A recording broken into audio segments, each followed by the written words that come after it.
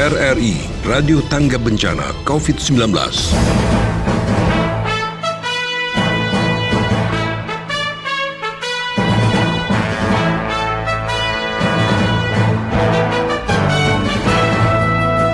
Rote hari ini.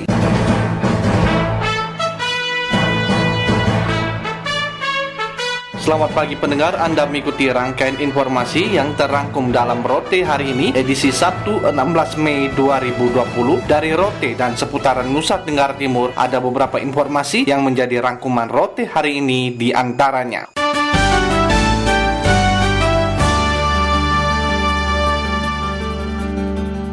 Bertempat di Desa Loleoen, Kecamatan Lobalain, Bupati Rotendau serahkan dana bantuan langsung tunai BLT bagi 78 warga penerima. Informasi selengkapnya dilaporkan oleh Gebi Hurek Making. Di hadapan warga penerima bantuan langsung tunai dana desa akibat COVID-19 dengan dampak ikutan pada keterbatasan ekonomi warga, Bupati Rotendau Pauline Haningbulu Jumat 15 Mei 2020 menyerahkan langsung dana BLT bagi sedikitnya 78 warga terdampak di Desa Loleoen, Kecamatan Lobalain. Masing-masing penerima mendapat uang tunai 1,2 juta rupiah untuk bantuan tahap 1 dan tahap 2. Pauline Haningbulu ingatkan warga penerima agar memanfaatkan anggaran yang diberikan pemerintah untuk penguatan ekonomi keluarga, tidak untuk kebutuhan lain. Jadi dipergunakan dengan baik, dibelanjakan juga, jangan belanja beli rokok. Bapak-bapak nanti minta, Mama minta uang sedikit dulu beli rokok, tidak boleh, karena dalam rangka COVID ini memang dampaknya luar biasa. Ekonomi kita pasti morat-marit. Instruksi pusat bahwa masyarakat harus diperhatikan. Di pemerintah saja proyek-proyek tidak ada lagi tahun ini. Pasti dampaknya kepada masyarakat yang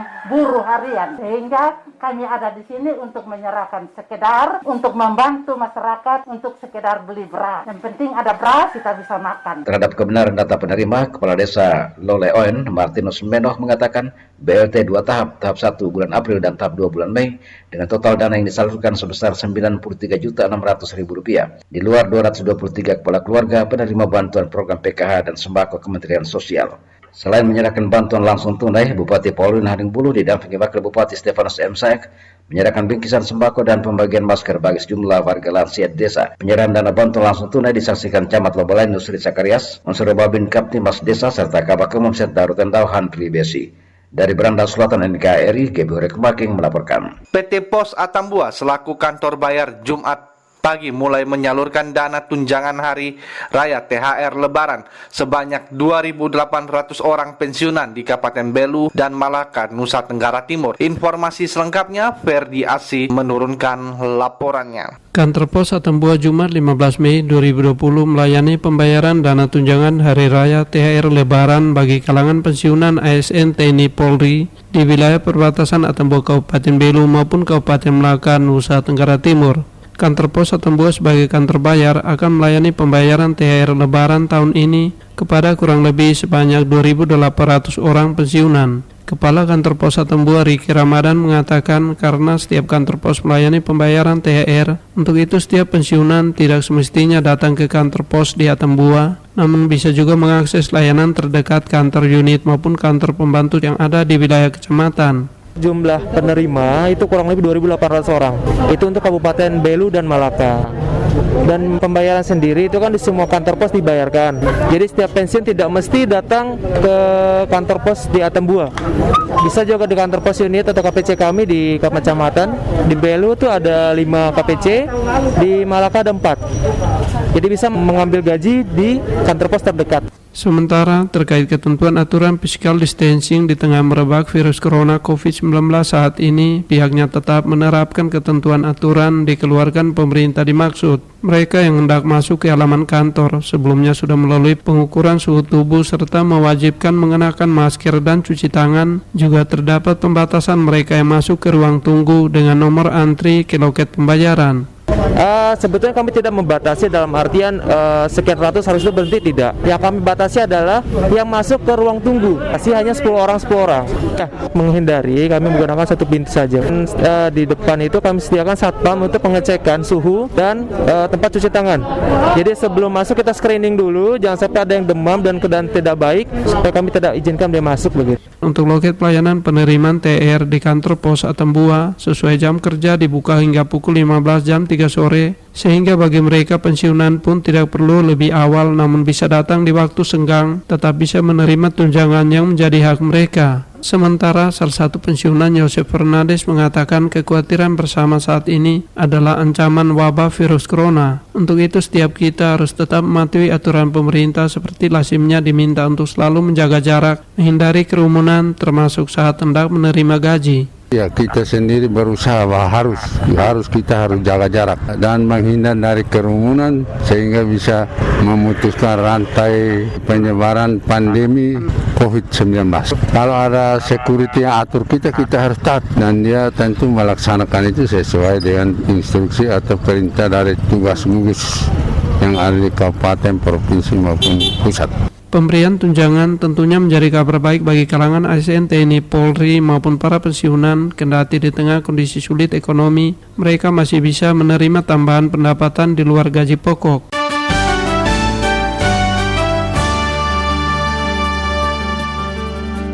Realisasi penerimaan pajak kendaraan bermotor pada unit pelaksana teknis Dinas Pendapatan Aset dan Daerah Provinsi Nusa Tenggara Timur wilayah Kabupaten Ende menurun drastis. Rovinus pula menurunkan laporannya. Dampak COVID-19 realisasi penerimaan pajak kendaraan bermotor pada unit pelaksana teknis Dinas Pendapatan Aset Daerah Provinsi Nusa Tenggara Timur wilayah Kabupaten Ende menurun drastis. Pernyataan tersebut disampaikan Kepala Unit Pelaksana Teknis Dinas Pendapatan Aset Daerah Provinsi NTT wilayah Kabupaten Ende, Paulus Golot kepada RRI di ruang kerjanya di Ende. Paulus mengatakan, sebelum masa pandemi COVID-19, penerimaan pajak kendaraan bermotor di wilayah Kabupaten Ende berjalan normal. Namun realisasi setoran pajak kendaraan menurun drastis setelah merebaknya pandemi COVID-19. Karena banyak faktor yang menyebabkan tergerusnya penerimaan pajak kendaraan bermotor di Ende, mulai dari geliat ekonomi yang melambat, pelayanan dan mobilitas masyarakat dibatasi sehingga mempengaruhi kinerja penerimaan pajak kendaraan bermotor dan bea balik nama kendaraan di daerah. Paulus menjelaskan memasuki bulan Maret 2020 masa darurat COVID-19 sangat mengganggu penerimaan pajak kendaraan di daerah, khususnya penerimaan pajak kendaraan bermotor dan bea balik nama kendaraan, karena pada bulan Maret pihaknya diinstruksikan dilarang melakukan penagihan baik dari rumah ke rumah maupun operasi tilang bersama instansi terkait. Dalam perjalanan masa pandemi mengakhiri bulan Maret masuk ke bulan April, itu di bulan April itu kami cuma capai 1,2 lebih. Jadi mulai kita merasakan bahwa menurunnya penerimaan. Sementara himbauan dari pemerintah semua berada di rumah, hindarilah tempat keramaian. Jadi kami begitu merasakan bahwa penerimaan merosot itu di bulan April dari 2 miliar lebih di bulan Maret. Di bulan April kami capai 1,2 lebih. Dalam perjalanan menuju ke bulan Mei itu kami baru capai 198 juta. Sangat gratis sekali Pak. Tapi upaya kami pihak UPT dalam hal ini Samsat ND tetap melakukan penagihan. Sekarang kami laksanakan dalam kota. Jadi kami datangin dari rumah ke rumah yang bersangkutan atau yang masih menunggak atau yang masih belum bayar bersedia. Tapi mereka butuh hitungan Pak. Dari pihak kami sudah memberikan hitungan, tapi tergantung juga kapan mereka bayar itu kami belum bisa. Pada saat kami turun tagih itu dibayar memang ya bisa bayar memang. Kalau tidak kami kasih hitungan kira-kira besok lusa gitu Pak. Jadi tergantung mereka. Paulus Golot menambahkan, namun dalam perjalanan pemerintah Provinsi Nusa Tenggara Timur merasa anjlok penerimaan pajak kendaraan, maka diturunkan surat edaran untuk semua UPT pada 22 kabupaten kota sewilayah Provinsi Nusa Tenggara Timur mengizinkan melakukan tagihan tetapi dilarang melaksanakan kegiatan tilang gabungan. Namun dalam melakukan kegiatan penagihan, petugas tetap mengikuti protokol kesehatan yang dianjurkan pemerintah. Upaya yang dilakukan unit pelaksana teknis Samsat Ende tetap melakukan penagihan khusus dalam wilayah kota dengan mendatangi dari rumah ke rumah bagi wajib pajak yang bersedia, ungkap Paulus Golot. RRI Ende Rufinus pula melaporkan. Semua satuan kerja perangkat daerah SKPD di lingkungan pemerintah Provinsi Nusa Tenggara Timur dinilai masih bekerja standar atau belum optimal untuk mendorong percepatan pembangunan di Nusa Tenggara Timur. Informasi berikut dilaporkan oleh Simon Sostenes. Semua satuan kerja perangkat daerah SKPD di lingkungan Pemprov Nusa Tenggara Timur dinilai masih bekerja standar atau belum optimal untuk mendorong percepatan pembangunan di Nusa Tenggara Timur. Demikian antara lain pendapat anggota DPRD Nusa Tenggara Timur Victor Modawatun berkaitan dengan kerja panitia khusus Pansus LKPJ Gubernur Nusa Tenggara Timur tahun anggaran 2019. Menurut Victor, realisasi anggaran SKPD tahun 2019 tidak sebanding dengan output pelaksanaan program kegiatan di lapangan. Ada soal yang terjadi di sana itu adalah semua OPD itu kerjanya masih standar karena tidak menjanjikan hasil secara maksimal. Walaupun penyerapan dana itu hampir selesai, tapi hasilnya tidak maksimal. Karena apa? Tidak didukung dengan angka tadi yang diangkat oleh teman-teman DPR. Kenapa tidak sajikan 2018 berapa, 2019 naik berapa? Ini kan satu hal yang aneh itu adalah kenaikan ekonominya naik, tetapi penganggurannya bukan turun, tapi tambah naik. Nah, sebenarnya ini ada hal yang harus bisa disendirikan oleh pemerintah sehingga ke depan itu menjadi rencana awal yang bagus untuk 2020 dan 2000 seterusnya RPJMD Gubernur itu bisa tercapai sesuai dengan harapan beliau toh, Gubernur dan Wakil Gubernur. Sementara itu, Wakil Ketua DPRD Nusa Tenggara Timur Ince Sayuna yang dimintai tanggapan terpisah membenarkan adanya catatan sejumlah komisi dan fraksi terhadap LKPJ Gubernur tahun 2019 yang akan disampaikan pada masa persidangan 3 nanti. DPRD Nusa Tenggara Timur akan mendorong agar SKPD yang memiliki kinerja baik diberi reward dan SKPD yang belum maksimal diberi punishment. Sudah, LKPJ-nya sudah kami bahas kemarin. Ada yang capai target, ada yang tidak capai target. Kami punya sejumlah catatan evaluasi terhadap SKPD, ya ada sekitar kami dalam evaluasi kami terhadap SKPD itu kami mendorong Pak Gubernur untuk memberi reward and punishment terhadap SKPD yang memang dia paham tentang program dan kemudian dia bisa merealisasikan program itu dengan baik dan ada dampaknya bagi masyarakat gitu. Dan nanti lihat saja di kami punya tanggapan DPRD terhadap LKPJ Gubernur. Sesuai rencana DPRD Nusa Tenggara Timur pada Kamis 14 Mei 2020 akan menggelar rapat paripurna pembukaan masa persidangan 3 tahun anggaran 2020. Salah satu agenda dalam masa persidangan 3 yaitu pembahasan LKPJ Gubernur Nusa Tenggara Timur tahun anggaran 2019. Dari Kupang, Simon Sostenes melaporkan. KBRI Dili Timor Leste memfasilitasi repatriasi mandiri 149 warga negara Indonesia WNI dari Timor Leste ke Indonesia. Feby Leolede menurunkan laporannya. Sebanyak 149 warga negara Indonesia WNI yang bekerja di Dili Timor Leste Jumat 15 Mei 2020 kembali ke Indonesia. Repatriasi mandiri tersebut difasilitasi Kedutaan Besar Republik Indonesia KBRI di Dili dengan menggunakan pesawat charter. Pelaksana fungsi konsuler Kedutaan Besar Republik Indonesia KBRI di Dili Timor Leste, Julius Madakaka menjelaskan alasan warga negara Indonesia WNI kembali ke Indonesia karena di Timor Leste tidak mampu bertahan hidup akibat pandemi COVID-19 sehingga secara mandiri WNI dipulangkan ke Indonesia. Dikatakan WNI yang kembali merupakan pekerja migran Indonesia seperti pekerja konstruksi, tenaga mekanik, karyawan perusahaan dan pedagang. Lanjutnya tujuan penerbangan WNI dari Dili ke Surabaya karena sebagian besar WNI berasal dari Jawa Timur dan Jawa Tengah sehingga KBRI telah melakukan koordinasi dengan gugus tugas COVID-19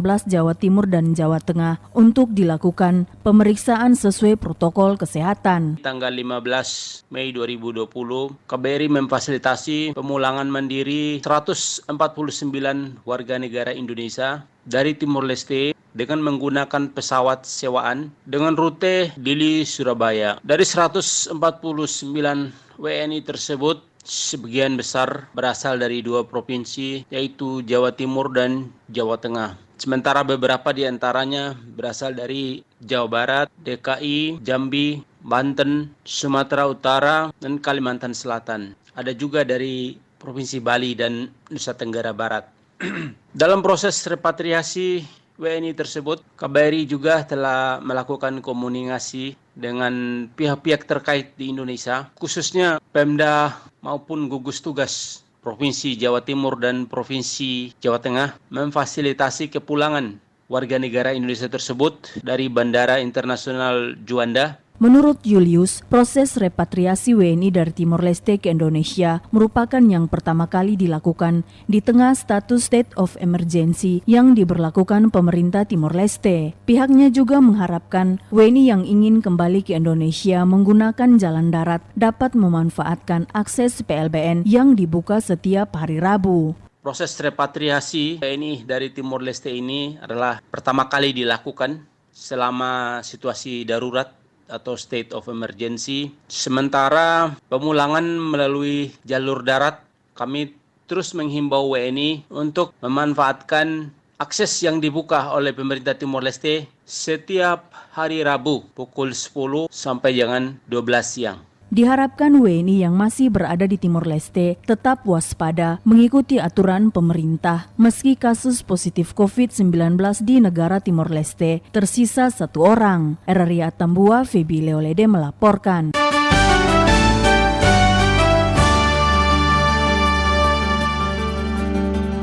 Pendengar, demikian rangkaian informasi terkini yang disampaikan melalui Rote hari ini. Atas nama kerabat kerja yang bertugas, saya Rudi Hartono mengucapkan terima kasih dan selamat pagi.